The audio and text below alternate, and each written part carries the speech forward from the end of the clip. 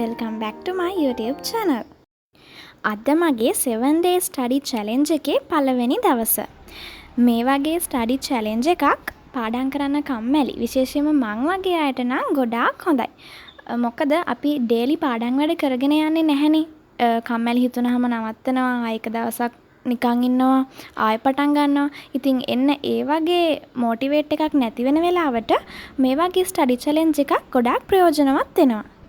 මාත් මේ දවස් ටිකේම හරි විදිහට එක දිගට පාඩම් වැඩක් කරේ නැති නිසා මට හිතුණා මේ වගේ study challenge එකක් කළා නම් හොඳයි කියලා.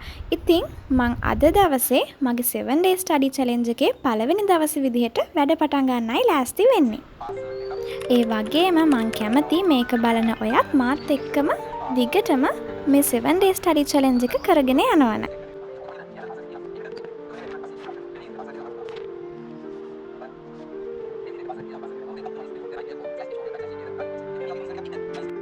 ඒ වගේම මං අද වීඩියෝ එකෙන් තව දෙයක් කියන්න ඕනේ කියලා හිතුවා. ගොඩක් වෙලාවට අපිට පාඩම් කරන්න තියෙන විෂයන් වල කරුණු අපි පාඩම් කරනවා කියන්නේ ඒක කටපාඩම් කරනවා කියන එකනේ. කටපාඩම් කරලා තමයි අපි මතක තියාගෙන පේපර්ස් ලියන්නේ. ඒ වුණාට කටපාඩම් කරනවට වඩා දීර්ඝකාලීනව මතකයේ රැඳෙනවා අපි ඒක හරි විදිහට අවබෝධ කරගත්තොත්. මේකට එක ටෙක්නික් එකක් තියෙනවා. ඒකට කියන්නේ ෆෙයින්මන්ට් ටෙක්නික් කියලා. මේ ක්‍රමයට පියවර 4ක් තියෙනවා. පළවෙනි ක්‍රමය තමයි choose a concept.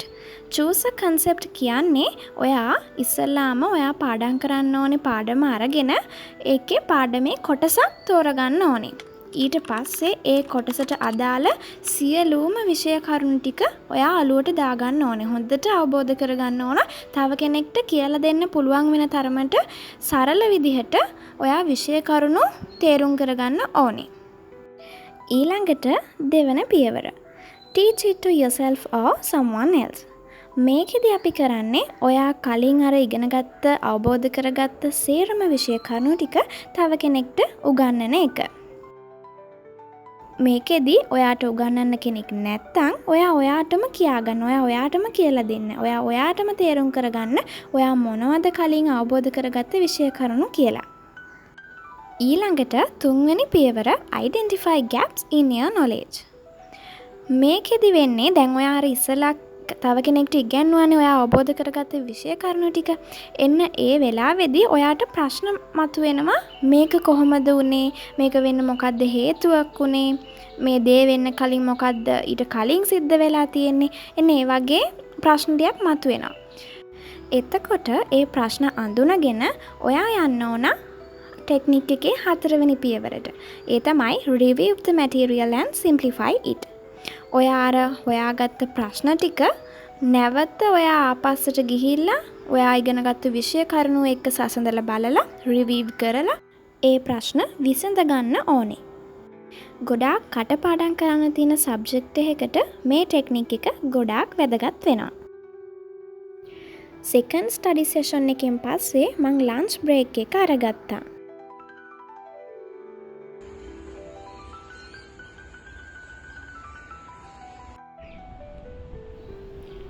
Lunch break එකෙන් පස්සේ මං ආපහු වැඩ පටන් ගත්තේ හවස 4ට. මොකද මං බ්‍රේක් එකෙන් පස්සේ ටිකක් නිදාගත්තා.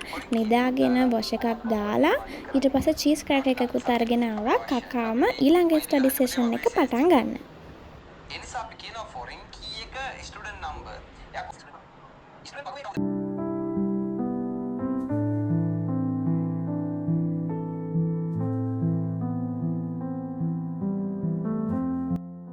ඔයාලා ෆෙයින්මන්ට් ටෙක්නික් එක පාරක් හරි try කරලා බලන්න. try කරලා results අනිවාර්යයෙන්ම මේ වීඩියෝ එක පහලින් කමෙන්ට් කරන්නත් අමතක කරන්න එපා. මම දැනට ෆෙයින්මන්ට් ටෙක්නික් එක පාවිච්චි කරලා තියෙන්නේ IT සබ්ජෙක්ට් එකට විතරයි. ඇත්තටම මට නම් හොඳ results තියෙනවා. හැබැයි මම තාවම ගොඩාක් පාඩම් කරන්න තියෙන සබ්ජෙක්ට් එකකට මේ ටෙක්නික් එක පාවිච්චි කරලා බලලා නැහැ. මං ඉක්මනටම ගොඩක් පාඩම් කරන්න තියෙන සබ්ජෙක්ට් එකකටත් මේ ෆෙයින්මන්ට් ටෙක්නික් එක පාවිච්චි කරලා බලලා ඔයාලට රිසල්ට්ස් කියන්නම්කෝ.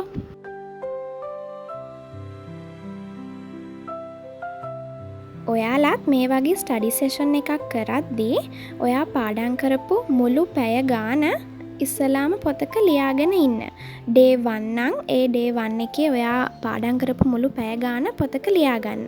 එතකොට ඔයාට දවස් අවසානයේ බලන්න පුළුවන් ඔයා පැය කීයක් පාඩම් කරලාද, මේ පැය ගාන මදිද, ඇතිද? මදි නම් ඔයා ඊළඟ දවසේ මීට වඩා එක පැයක් හරි වැඩියෙන් පාඩම් කරනවා කියලා ඔයාට හිතෙනවනේ. ඉතින් ඒ විදිහටත් ඔයා කරන්න. ඉතින් මෙතනින් මගේ 7 day study challenge එකේ පළවෙනි දවස ඉවර වෙනවා. අපි බලමු හෙට දවස කොහොමද ගෙවෙන්නේ කියලා. එහෙනම් ඉක්මනටම අපි හෙට හම්බ වෙමු. Thank you for watching. Bye bye.